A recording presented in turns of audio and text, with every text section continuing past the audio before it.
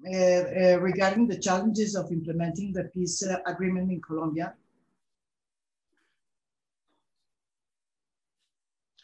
Signed in 2018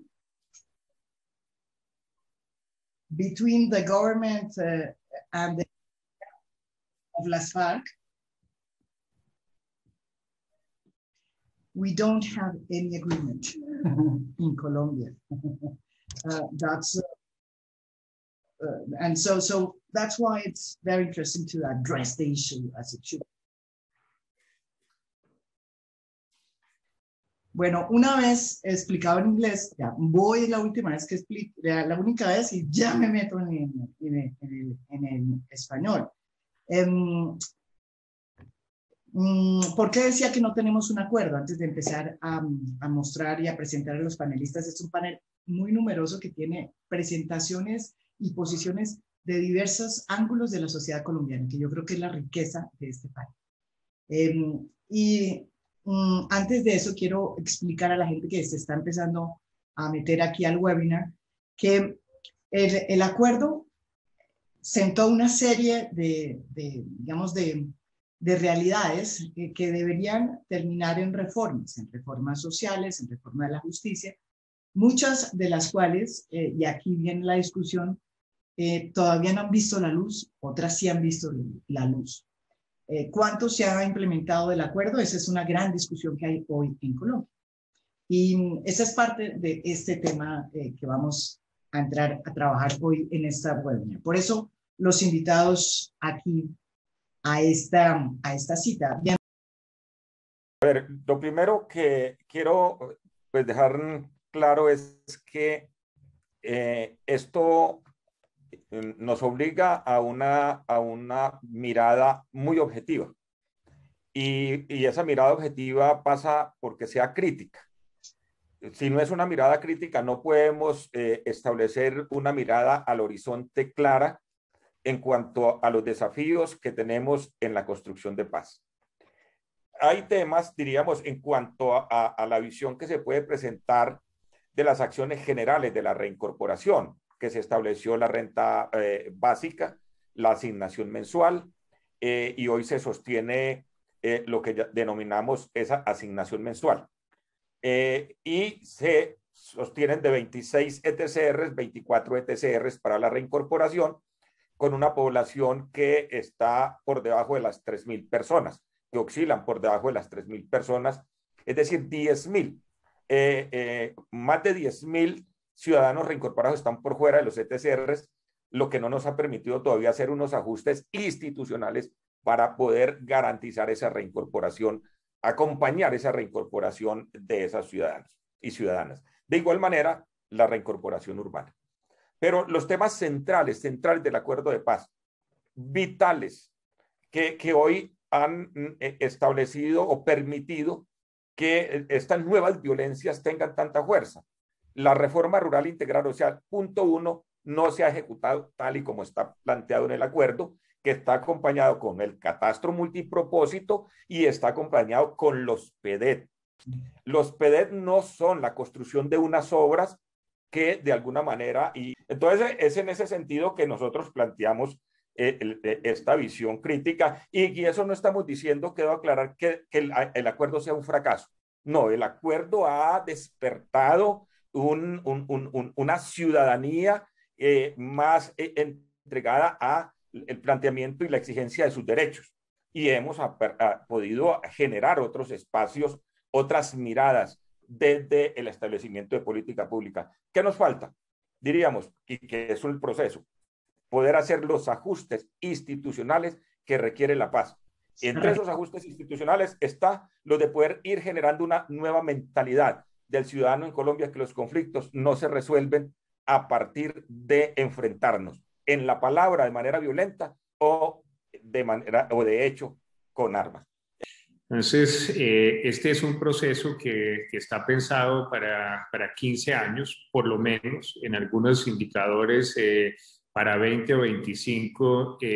Así que mi descripción siempre es si hemos logrado más del 35, si estuviéramos en el 35, quiere decir que hemos logrado más de lo que debería haberse hecho en estos primeros 5 años. Entonces, el primer gran pilar es el de la planeación. El segundo pilar es, y este lo voy a decir, digamos, con cariño y admiración con el doctor Mauricio, pero también para ponerle un poco de picante a esto, es los acuerdos y las reformas constitucionales no producen recursos. Los recursos hay que conseguirlos. Y para cada uno de los frentes hemos ido consiguiendo esas fuentes de financiación o materializando fuentes de financiación que se habían previsto durante la administración anterior. Esas fuentes de financiación gustan de la buena planeación. Las fuentes de financiación se atraen teniendo buena planeación.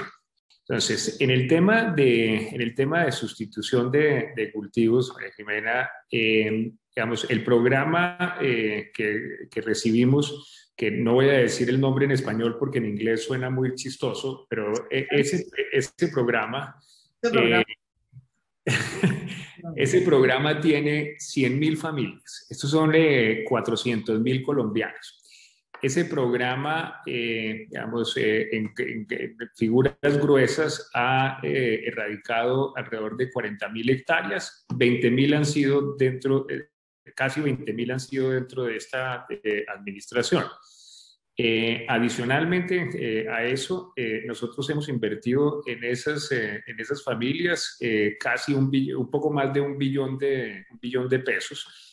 $1 billón es 4 veces el presupuesto de Invías, que es la entidad que construye vías terciarias en Colombia. Entonces, una de las tareas que yo tuve como ministro de Hacienda fue reformar la Constitución colombiana para reformar el sistema general de regalías y establecer allí una bolsa que equivale anualmente durante los próximos 20 años, en este caso fueron 20 años, al 7% de las regalías anuales, lo que recibe el país por la renta de las industrias extractivas, petróleo y minería, para apoyar el financiamiento de la implementación. Entonces ese componente estaba ahí. Por cierto, esos recursos quedaron casi que en su totalidad sin utilizar. Y otro elemento muy importante fue la participación del sector privado a través del mecanismo de obras por impuestos, que creo que ha estado bien focalizarlo en las zonas PEDETS, en los 170 municipios PEDETS. Entonces, se dejó no solo un acuerdo negociado y firmado, sino un plan fiscal para su implementación, incluyendo la consecución de los recursos del sector privado a través de mecanismos de incentivos como las obras por impuestos, también los beneficios tributarios para las inversiones en las zonas que conocemos como SOMAC, que son 344 municipios, y también el cambio en el sistema general de regalías. Entonces es un poco el pasado. Hablemos del presente. Un elemento clave de la implementación, y esto para los estudiantes, es tener instancias internacionales neutras, independientes, para poder encauzar esta conversación de qué se ha cumplido y qué no se ha cumplido y cómo va la implementación. Afortunadamente, el propio acuerdo estableció que esa tarea la haría el Instituto Kroc de la Universidad de Notre Dame, instituto que entregó ahora en mayo su reporte, su 5º reporte, y allí dijo, mire, de las 578 tareas o ítems o, digamos, mandatos concretos que establece el acuerdo de paz, de esos 578, el 28% ya se completó, ya se hizo. A mí me parece que es una cifra que es importante, es positiva, 28% ya se hizo. Y el 18% está en una etapa intermedia de implementación, es decir, va avanzando, va en proceso. 35% en una fase muy temprana y el 19% no se ha empezado. Entonces yo creo que por lo menos tenemos ese referente porque hay una instancia que genera credibilidad, que es independiente e, insisto, ha definido que ese es el nivel de avance. El grueso, desde el punto de vista de implementación, el grueso de los recursos está en la reforma rural integral. Más o menos el 35% de los recursos para la implementación se destinan a ese propósito. José Antonio, usted, que fue más o menos el que inspiró el punto 1, porque usted había hecho la misión rural y planteó toda la serie de desafíos que había en términos rurales, que estoy de acuerdo con lo que dice Emilio Archila, son una serie de cosas que no se han hecho durante muchos años y era una deuda que había y que en el acuerdo quedan como enmarcados en una frase que se llama la paz territorial. Como lo decía Mauricio, el fondo de tierras pues tiene solamente 1 millón, creo que es de 7. Y muchas de las cosas que los que nos están viendo, que planteaba el punto 1, que era el punto de las tierras, de cómo era que se iba a dar un uso más democrático de la tierra, uno de los problemas graves que ha tenido Colombia, pues ese tema, como bien lo admitió también Emilio Archila, pues no se dio. ¿Qué es lo que ha pasado? Porque muchas de las cosas que usted planteó en esa misión sí quedaron y se integraron. Esa nueva institucionalidad está montada y está en este momento operando. ¿Cuál es su visión de lo que pasó y de lo que está pasando en ese tema? Entonces, ¿dónde veo avance? Primero, se están poniendo en marcha, pues gradualmente, los programas de desarrollo con enfoque territorial en 170 municipios, como ya nos lo dijo Emilio. De hecho, yo quisiera también destacar que Emilio Archila es la persona que realmente cree en el proceso de paz en el gobierno. No, de acuerdo. Hay muchos otros que no. Esa es la impresión que tenemos todos. Entonces, pero sí, Emilio sí ha sido el campeón, realmente, y yo con él mantengo un contacto persistente precisamente porque me aprecio, digamos, al trabajo que él ha hecho. Y los PEDETs, como se le llaman, son eso y que, claro, tienen que ver con obras públicas, pero también tiene que ver con un proceso participativo para que la comunidad sea parte, digamos, de su estrategia de desarrollo a nivel local. Debo decir que en la misión rural, que lo llamamos PEDRIET, Programas de Desarrollo Rural con Enfoque Territorial, Rural Integral con Enfoque Territorial, nosotros propusimos que esto debe hacerse en toda Colombia. Entonces yo creo que la experiencia que se adquiera con los PEDRIET después tiene que generalizar a toda Colombia, a todo el mundo rural colombiano. Segundo, se han dado los programas digamos, de subsidios a los reinsertados, digamos, y también muchos programas para que, digamos, programas productivos en los cuales están involucrados. Creo que esa es otra área donde yo también destacaría que ha habido un avance importante. Y tercero, el catastro multipropósito, donde, digamos, que busca que es también el principal instrumento para combatir este problema de la informalidad en los títulos de tierra en Colombia, que dependiendo de qué fuente usa uno, es entre 3 y 4 quintas partes, digamos, de la propiedad rural colombiana no está bien titulada. Entonces es muy importante, ya se hizo el piloto, ya está avanzando, se tienen los recursos para seguir adelante. Digamos, uno puede decir, va todavía lentamente, pero yo creo que ha arrancado bien y ese es un punto positivo. 3 puntos negativos. La política de tierras. De hecho, ustedes pueden entrar a la página del Ministerio de Agricultura, no aparece el tema del Fondo de Tierras, que es tal vez el tema número 1 del acuerdo de paz en materia rural. Bueno, y como ya lo dijo Mauricio, digamos, digamos, el informe de la Agencia Nacional de Tierras de diciembre del año pasado nos decía que había 1.2 millones de hectáreas. Debo decir, hay discusión de qué gobierno se consiguieron en 1.200.000 hectáreas, cuánto del gobierno santo y cuánto del gobierno actual. Pero no, hay 1.200.000 de 3 millones, que es el compromiso. Pero como también él lo señaló, digamos, la distribución, digamos, de esta tierra va en un ritmo que es lamentable, porque, digamos, según nuevamente ese mismo informe de la Agencia Nacional de Tierras, solamente se han dado 105.700 hectáreas y de ellas solo 3.800 a campesinos sin tierra. O sea, nada, para ponerlo claramente. Segundo, como ya se señaló y, digamos, yo sé que Emilio fue uno de los defensores, yo fui uno de los defensores públicos, el tema de la especialidad agraria dentro del sistema de justicia, que fue un proyecto del gobierno, para ponerlo claramente, nos sabotearon los aliados del gobierno, para decirlo claramente. Entonces, lo primero es, esto es un postulado ético desde el punto de vista del proceso de paz. El proceso de paz es fundamental y como lo dijo muy bien Pastor, pues aquí es un tema que nos debe exceder el mismo acuerdo de La Habana a lo que nos tenemos que encontrar los colombianos. Entonces, primero, eso creemos que es absolutamente vital para Colombia. Segundo, ese postulado ético empieza por algo que es relevante, y ese relevante es que los colombianos aceptemos diversidad, respetemos la diversidad y valoremos la diversidad. Y lo queremos decir porque todo esto que estamos hablando, todas las cifras que estamos hablando, si no existen esos postulados detrás, yo creo que no vamos a lograr la no repetición. Hay dos instituciones que son fundamentales, que no las hemos mencionado aquí. Sé que estamos hablando de economía, pero el acuerdo como acuerdo, y lo mencionamos como la Constitución de la República de Colombia cualquiera, la aceptamos en su integridad.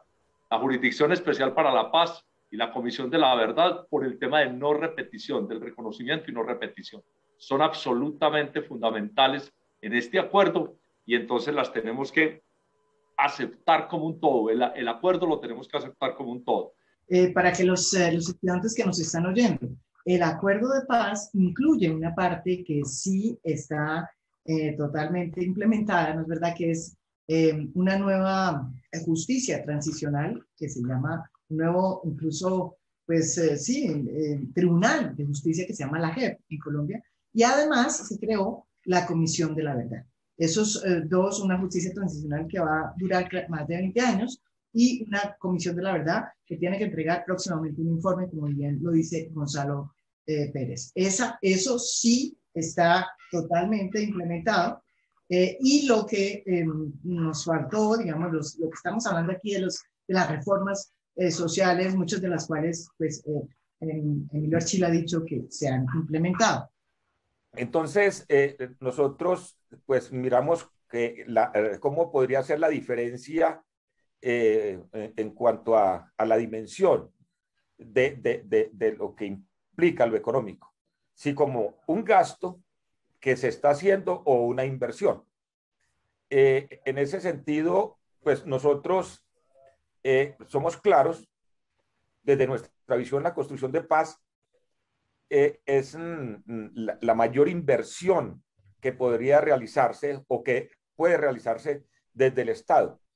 Es decir, que pueden ejecutar los gobiernos y consideramos es la garantía más potente, como lo planteaba ahora el doctor Gonzalo, es que es la más potente para lo que tiene que ver con las garantías de la no repetición, porque es transformar realmente esas condiciones en el territorio.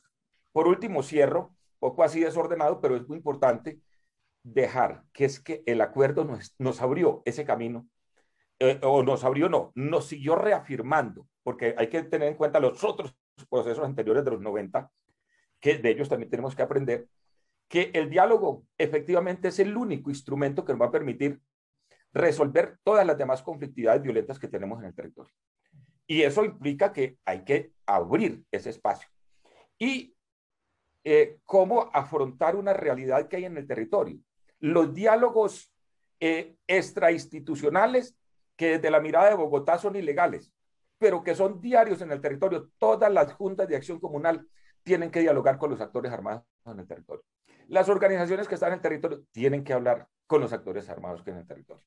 Entonces, ¿cómo una mirada que nos permita establecer ese diálogo para resolver, vuelvo a lo económico, esas dinámicas de las economías informales, como por ejemplo costar una hectárea de tierra, costar 10 millones de pesos cuando no tiene títulos, no tiene ninguna documentación, o sea, en la ilegalidad. Sin embargo, son los fenómenos que nos encontramos en el territorio.